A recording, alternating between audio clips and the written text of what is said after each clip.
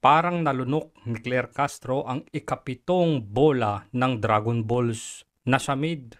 Para bang binunot ang kanyang mga bulbul tapos pinanguya sa kanya saka pinalunok. Paano, Gosep? Dahil sa isang simpleng tanong. Bakit, Gosep?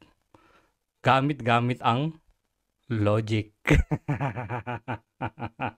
Handa na ba kayo? O eto, first time lang na mangyari to. Sunog si Claire Castro. Okay, umpisahan natin dito para may konteksto ha. Okay, sige. Ano po ba ang plano ni Pangulong Marcos dito kay DepEd Secretary Sani Angara?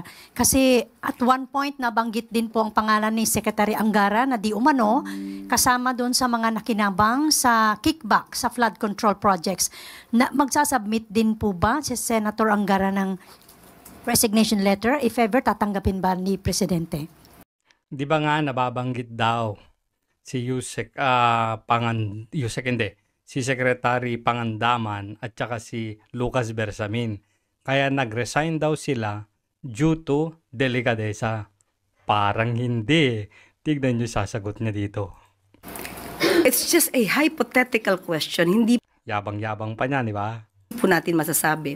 Dahil kung ang paniwala naman po ni Secretary Gumaganon ba siya? Gumaganyan ba siya? Mamaya basag ka. Angara ay siya'y malinis at walang dapat na ikabahala. Hindi niya Ano daw? Ulitin natin. Presidente. It's just a hypothetical question. Hindi po natin masasabi. Dahil kung ang paniwala naman po ni Secretary Angara ay siya'y malinis at walang dapat na ikabahala, hindi niya kailangang mag-submit ng resignation.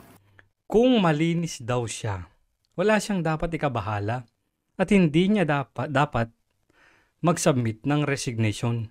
So, ibig mong sabihin, Yusek, si Lucas Bersamin tsaka si Pangandaman, tingin nila hindi sila malinis kaya nag-submit ng resignation. Logic. Diyan ka mabubutasan ngayon. Ang tanga talaga ni Yusek. Nung una sabi niya, dalawang bagay lang kung bakit tatanggapin ni Pangulong Bongbong Marcos yung resignation ng mga nag-courtesy resignation noon. Di ba may first round? Sabi ba niya, it's either tamad sila or corrupt. Ibalik mo kaya yun, Yusek. Tuloy natin to. Maganda to. Another one, ma'am. Mayroon na pong mga impormasyon na si DepEd Undersecretary Trig V. Olivar ay nakasama rin pong napangalanan dito sa flood control mess. Nag-submit na raw po ng courtesy resignation. Natanggap na po ba ito ng OP or OES? Sa ating pagkakaalam, tinawagan po mismo natin si Yusek Trigiv at siya po daw ay nagbigay ng kanyang resignation letter. Breaking news. Tinanggap na. So, ibig sabihin, hindi malinis o feeling niya hindi siya malinis? Yan tayo eh. Eto, malapit na.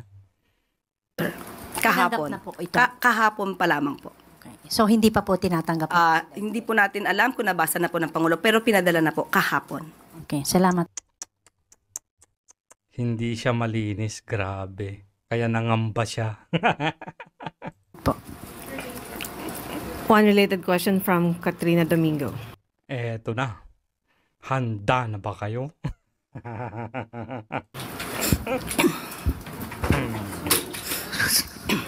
Ma'am, you mentioned on Secretary Angara na kung ang paniniwala niya siya ay malinis, hindi niya kailangan mag-submit ng resignation. Kung inaakala ni ano daw, ulitin natin. Ma'am, you mentioned on Secretary Angara na kung ang paniniwala niya siya ay malinis, hindi niya kailangan mag-submit ng resignation. Kung ang paniniwala daw niya, hindi niya kailangan mag-submit ng resignation. Di ba sabi niya, yun yung basehan niya kanina, na kung mag-submit man ng resignation, baka ang pakiramdam nila hindi sila malinis. Magaling ka. Following the same logic. Patay. Following the same logic. Ano? Applying it to former Executive Secretary Lucas Bersamin and former Budget Secretary Amina Pangandaman. Bakit po magkaiba yung application ng logic or ng treatment doon sa tatlong sekretarya? Does it imply that the former ES and the former budget secretary may somehow have a sliver of doubt Magagaling, di ba? in terms of their integrity, unlike Secretary Angara? Liwanagin natin, wala pong pagkakaiba. Ang dalawa po, Oo, ayusin mo. Ulitin. Integrity, unlike Secretary Angara? liwanagin natin, wala pong pagkakaiba. Ang dalawa po, si Yung boses niya. Nanginginig na. Executive Secretary at si Secretary Mina ay voluntaryong nag-resign. Voluntary resignation din naman yung isa. Walang pagkakaiba. Tanga. Voluntary resignation dun yung isa. Pare-pareho sila. Fake news ka talaga. Out of delikadesa at gusto nila kung magkakaroon man ng investigasyon ay may malaya magkakaroon ng investigasyon. So bakit hindi mo sinabi kanina na kung dapat po ay may pakiramdam sila na hindi sila malinis dapat nung mag-resign sila. Tapos ngayon naman, para dun sa dalawa, out of delikadesa. Ano ba talaga? Yusik. Huling-huli ka dito. Paano mo lulusutan yun? Bumagsak ka na naman dahil sa logic. So ito pa yung sinasabi nila. Logic daw. Paano daw na si Pangulong Bongbong Marcos ay sangkot sa katiwalian, siya mismo ang nag-expose nito. Ibig sabihin, malinis daw si Bongbong Marcos. Ito naman yung isa pang logic dyan. So ibig niyong sabihin, nung in-expose ni Vice President Sara Duterte yung katiwalian sa DepEd na sangkot ang mga congressman, ibig bang sabihin, malinis din si VP Sara? Bakit lagi mong ginagamit ang confidential fund?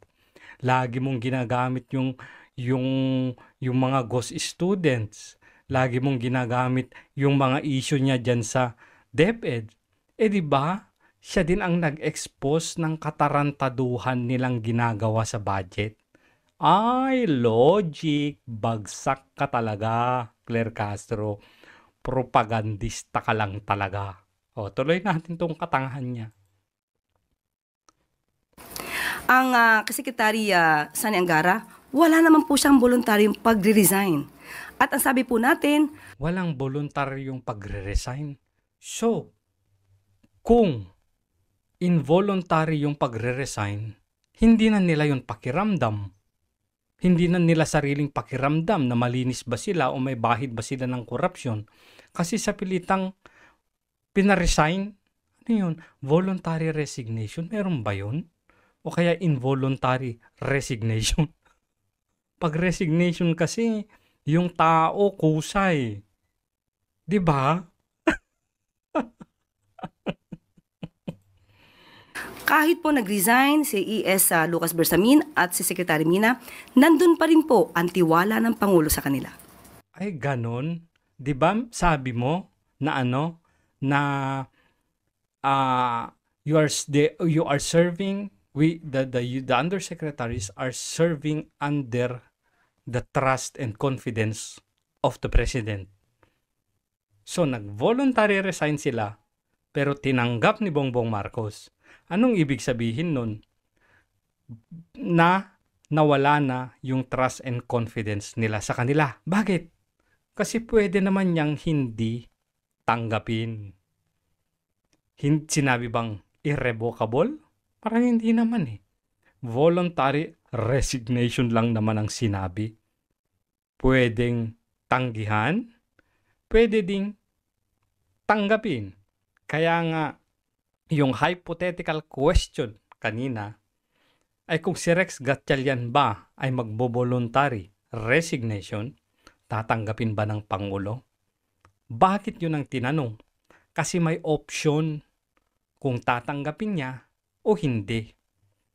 Ang katotohanang tinanggap ni Bongbong Marcos yung resignation nung dalawa, big sabihin, wala ng trust and confidence yung Pangulo. Ang bobo. Mag-aral ka ng logic, Yusik. Nabubutasan ka. Tuloy natin to. Meron pa ba? Ay, wala. Even out of Ay, may follow-up pa. delicadeza? Secretary. Bumanat pa even out of delicadeza? Loko din to eh. Sani Angara, I think that the question should be thrown at the Secretary Angara. Kanina sagot ka ng sagot. Ngayong nasukol ka, tanong nyo na lang sa kanya, ay ang husay. Ang galing. Palakpakan sa ilong ang propagandistang iyan. Huling-huli, di ba?